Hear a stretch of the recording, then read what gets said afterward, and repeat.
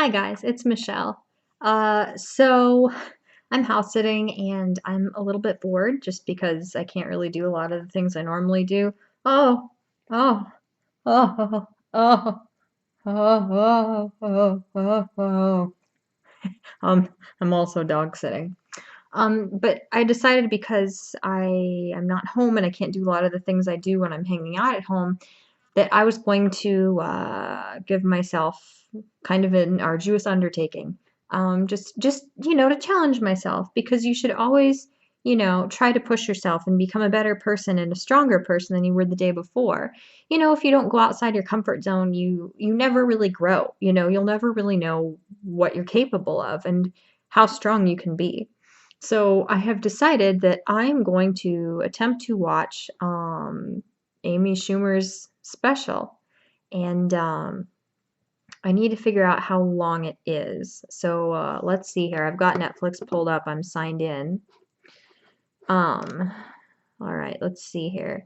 Recently added One Punch Man. I wish. Here it is. Amy Schumer, the leather special. Okay, so we're pulling it up here.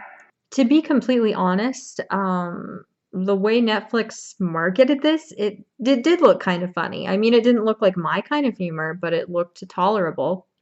And it is 57 minutes long. So what we're going to do is I am going to watch about 10 minutes at a time. Um, and every 10 minutes, I'm going to stop and I'm going to share my thoughts with you, just so we can kind of, catalog the natural progression of this incredible journey together. I'm being besieged. I'm being visited. I've been visited by a creature. Okay, so I am 10 minutes in, 9 minutes. I set the timer for 9 minutes, but it's more like 10. Um, It was pretty funny at first, honestly. I think her delivery is good. Uh I don't know. Like until the first actual like punchline hit, it was pretty funny.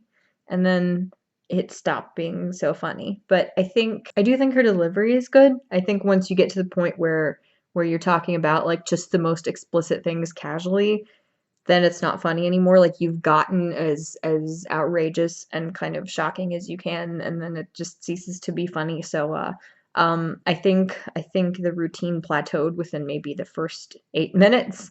Her delivery is good, and a lot of the jokes, had they maybe been aborted or just left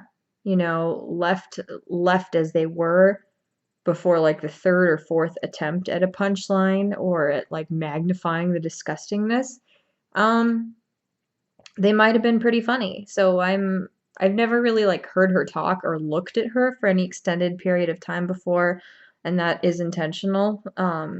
So it's kind of weird, it's like when you look at somebody for too long, you realize that like all the exaggerated, most noticeable parts of their features are they kind of melt away and you see all the details you didn't before and it's like you're looking at a completely different person.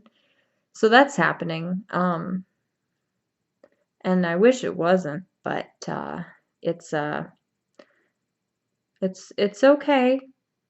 It's okay so far. I actually smiled once at one thing. One thing made me smile. I forget what it was already, but it made me smile. So that's that so far.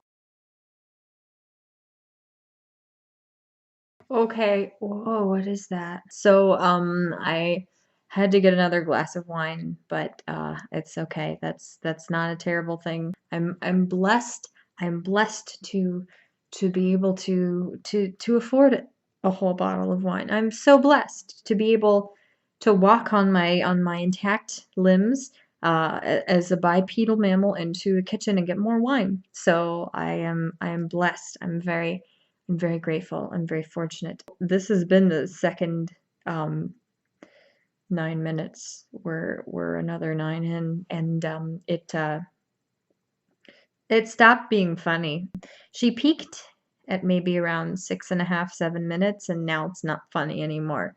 It's just kind of gross. it feels like you're kind of like stumbling through a dark room and you're searching for something. You're searching for the light switch and you know it's there. You know it's there, but it's like you're expected to take solace in the fact that the light switch is out there somewhere as opposed to being able to find it. And the light switch is the punchlines in this. I know that she thinks she's being funny. It's just a little bit gross and kind of uninteresting. Um,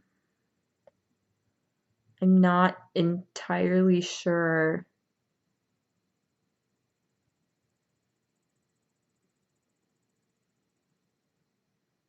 Um, that's really all I have to say. I'm not sure. I'm not sure of anything. I'm not sure if this is normal in stand-up comedy. I'm not sure if not knowing when you're supposed to laugh or when it's supposed to be funny is normal. I don't know if you're supposed to feel like you're too stuck up or, maybe simultaneously too stupid to get it. And that's supposed to be okay. I'm not entirely sure. I don't really understand what it signifies anymore. I mean, what is comedy? What is anything? What is humor? What is laughter? What is the human experience? I mean, these are the tough questions, and if this was the intention when writing this routine, uh, Amy has done a phenomenal job of it.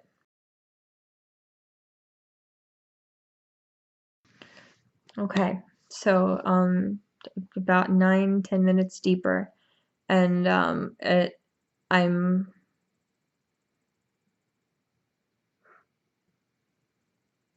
it's not funny. I'm trying. I'm really trying. But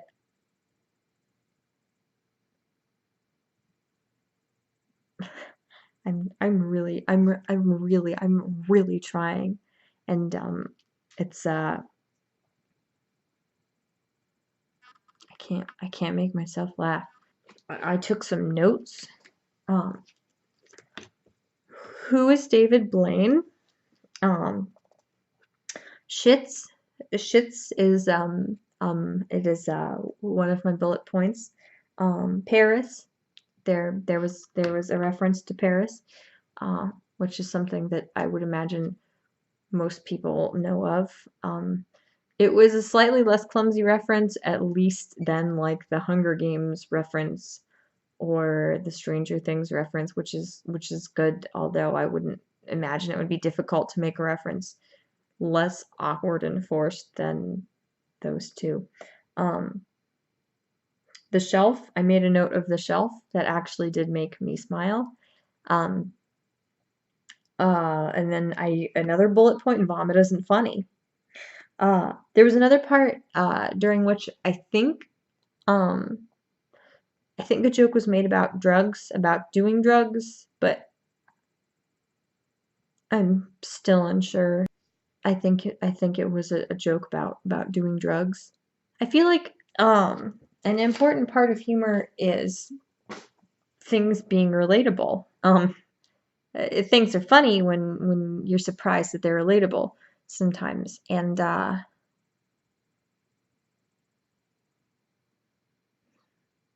may be the component that we're lacking here. Maybe, from what I can tell. I'm not positive. Got an email. I'm going to forge ahead. I'm going to press on. It's funny. I know it's funny. I know it's funny, and I know I can do this, and I know it'll be a good time. I am strong. I can do this.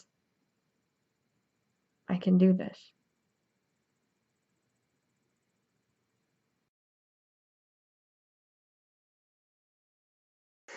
Okay, I have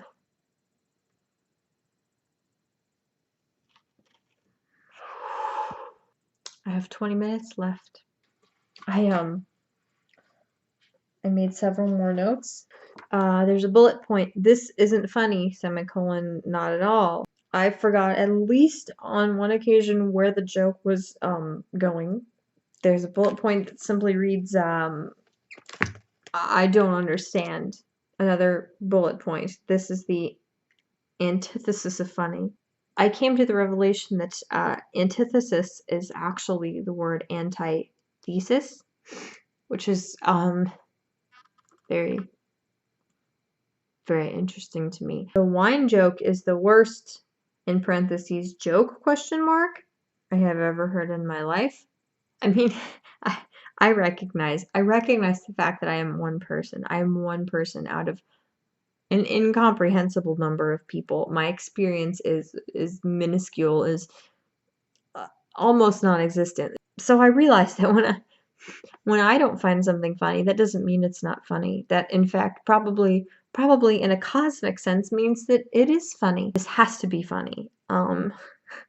It has to be. I choose to believe, because I believe in things bigger than myself, that this is funny. This is funny.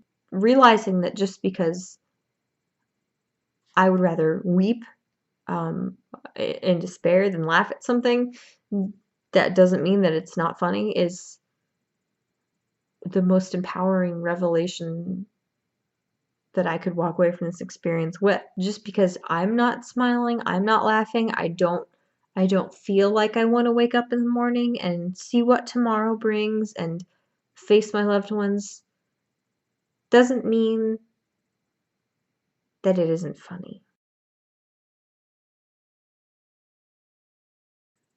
I realize belatedly that I forgot to set the timer.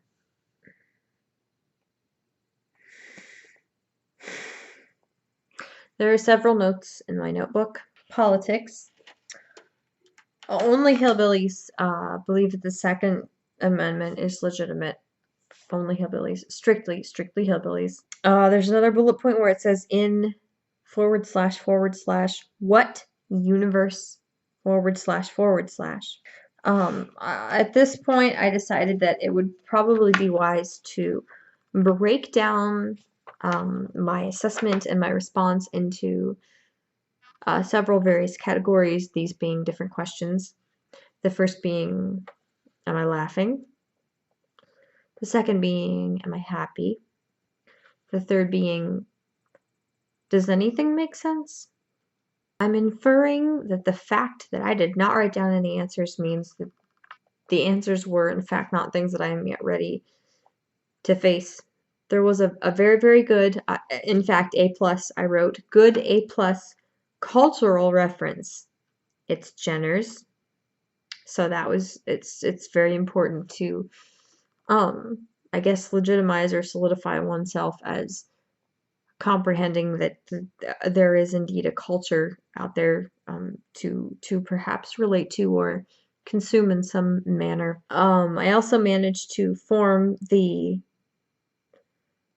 sentence fragment semi-coherently that the whole routine is how gross she is, but it's alt-right haters who perceive her as gross. I'm perceiving a measure of cognitive dissonance here, although that may be my own sort of state of semi-consciousness, having found this extremely humorous event to be as just unbelievably funny as it is. I may have sort of ascended, if you will, to a new realm.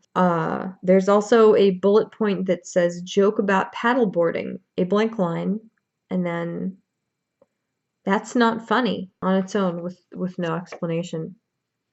I know I can do this. I know that I can do this because why would I be in this situation if I couldn't?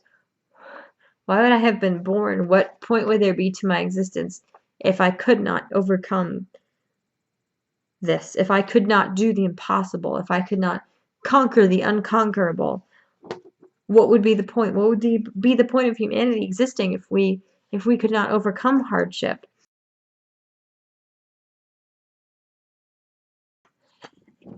There was a joke at the end that tied back to the beginning.